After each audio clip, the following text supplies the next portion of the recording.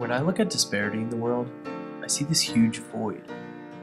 I think it's shocking that being an American means that we have so much in front of us that we don't ever need to look outside the boundaries of our country, into our beautiful world, but that there's disparity all over it.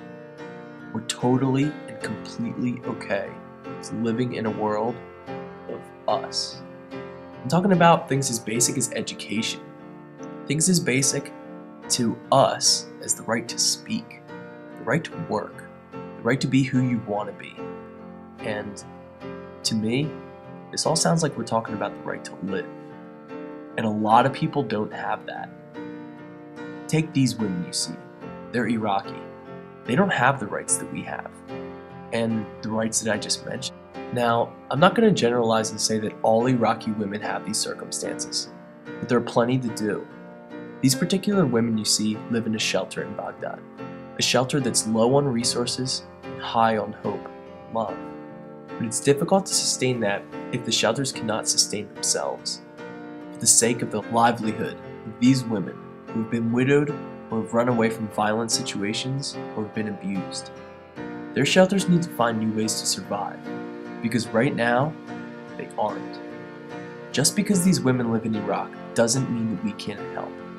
They deserve a second chance. They deserve a second life.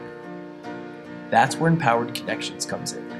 Can you imagine being able to help right from your college classroom?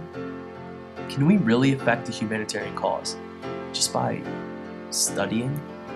I'm not talking about studying the policies we need to change, or studying business or languages.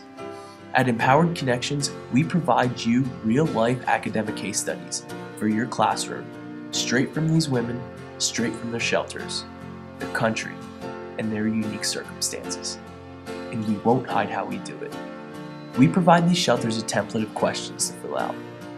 This is the most directly interactive and fascinating way to learn. People totally different from you, telling you their complex situations by answering these questions that are then carefully prepared, translated from Arabic, packaged, and offered to your classroom. It's as simple as this. Our country has the financial resources shelters in developing countries need. On the other hand, they have this unique knowledge and circumstances that will provoke rich conversations and unparalleled learning in your classroom. Can you imagine helping Fatima run her shelter just by agreeing to study their unique story? This is 21st century learning. Don't read about it in a textbook. Experience it. Discuss it. Live it. Have challenging conversations that these people and their case studies provoke. Empower others by connecting to them. It's as simple as that. Empowered Connections. Experience it, discuss it, live it.